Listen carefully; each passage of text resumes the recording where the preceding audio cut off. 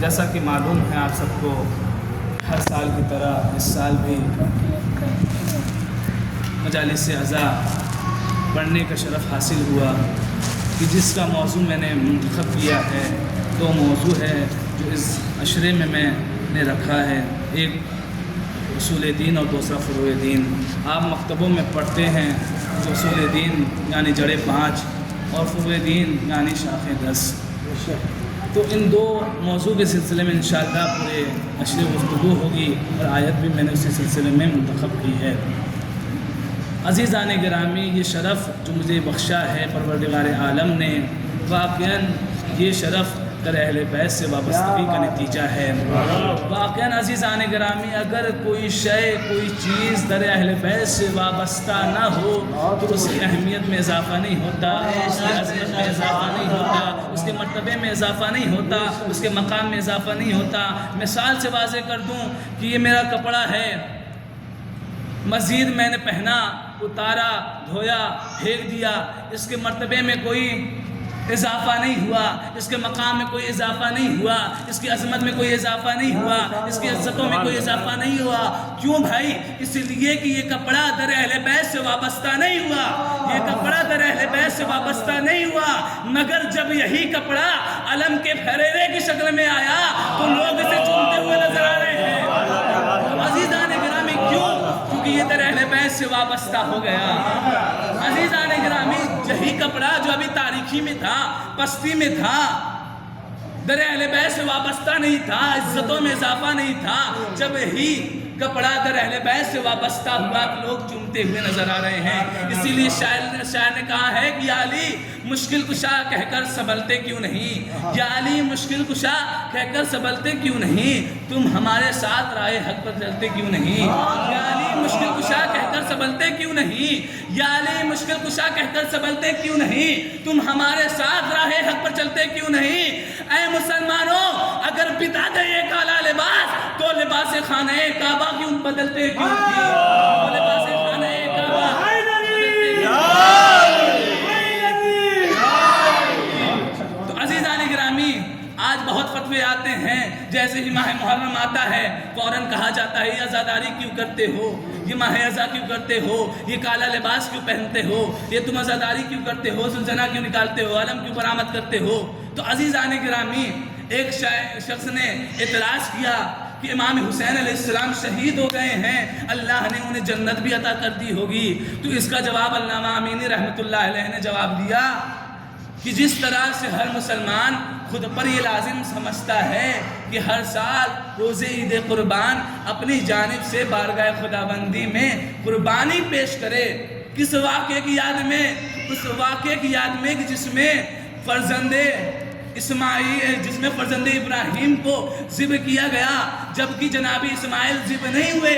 تو عزیزان گرامی، علامہ امینی جواب کہتے جس طرح سے ہر مسلمان خود پر یہ لازم سمجھتا ہے کہ روز عید قربان کی مناسبت سے روز عید قربان قربانی پیش کرتا ہے، کس کی یاد میں؟ فرزند ابراہیم کی یاد میں۔ تو اسی طرح سے وہ ذبح عظیم جسے ذبح عظیم قرار دیا گیا ہے سرکار سید الشہداء کی قربانی کو، کیا ہم اس کو اسے عزاداری کی یاد میں نہیں کر سکتے ہیں؟ تو علامہ امینی نے اس طرح سے جواب دیا اس شخص کو۔ تو عزیزان گرامی، میں اپنے موضوع پہ آؤں تو میں نے موضوع جو منتخب کیا، دو موضوع میں نے منتخب کیا، ایک اصول دین، ایک فروع دین۔ عزیزان گرامی، سورہ بقرہ کی ابتدائی آیت کی تلاوت میں نے کیا جس میں اللہ ایسے لوگوں کے لیے کہہ رہا ہے کہ جنہوں نے اپنے رب کی جانب سے ہدایت حاصل کی، اولئک علی ھدی من ربہم۔ کچھ ایسے افراد ہیں، کچھ ایسے لوگ ہیں جو اپنے رب کی جانب سے ہدایت حاصل کی، اور یہی افراد، یہی لوگ جو ہیں نجات یافتہ ہیں، فلاح یافتہ ہیں۔ اب یہ افراد ہے کون، یہ لوگ ہیں کون؟ تو شروع سے ہم چلتے ہیں۔ جب ہم بسم اللہ قرآن کی ابتدائی آیت ہے، آپ سب پڑھتے بھی ہوں گے، شاید پڑھتے ہوں گے عزیزان گرامی، ورنہ آج عوام میں ایسا ہو گیا ہے کہ بہت کم افراد ہوں گے جو قرآن کو کھولتے ہوں گے، واقعاً بہت کم افراد ہوں گے جو قرآن کو کھولتے ہوں گے۔ میں ابھی بہرائچ میں گیا ہوا تھا، وہاں میں نے پروگرام رکھا تھا قرآن کے مناسبت سے تفاسیر اور ترجمے کے لیے، لیکن وہاں کے افراد کو نہ قرآن پڑھنے، بچے چھوڑیے بزرگ کو، وہاں بوڑھے کسی کو قرآن نہیں آ رہا تھا۔ کیوں بھائی؟ اس لیے کیونکہ ہم دین سے واقف ہی نہیں ہیں۔ آج ماشاءاللہ موبائل ہے، جہاں موبائل سے بھی بیوی سے بات کرتے ہیں، جہاں اور مصروفیات موبائل کے ذریعے کرتے ہیں، کہ ہم اس موبائل کے ذریعے قرآن کو نہیں پڑھ سکتے؟ آج تو ماشاءاللہ ایپ ہیں ہر طرح کے، اس سے ہم تفاسیر کو دیکھ سکتے ہیں، ترجمے کو دیکھ سکتے ہیں، کہ ہمیں اتنی توفیق نہیں ہے کہ ہم اسی موبائل کے ذریعے قرآن کو نکالیں اور قرآن کے ترجمے کو دیکھیں، اس کی تفسیر کو دیکھیں۔ تو عزیزان گرامی، آج دنیا میں یہ ماحول ہو گیا کہ دنیا قرآن کو نہیں دیکھ رہی ہے، قرآن ہے کیا؟ تو میرے عزیزوں، میں اپنے موضوع کی جانب آ رہا ہوں۔ اولئک علی ھدی من ربہم، یہ پروردگار کچھ ایسے افراد ہیں جو اپنے رب کی جانب ہدایت حاصل کرتے ہیں، اور یہی لوگ جو ہیں کامیاب ہیں۔ شروع کی آیت، ابتدائی آیت سورہ بقرہ کی، بسم اللہ الرحمن الرحیم، الف لام میم ذالک الکتاب لا ریب فیہ۔ اس قرآن مجید کے لیے اللہ پہلے سے کہہ رہا الف لام میم۔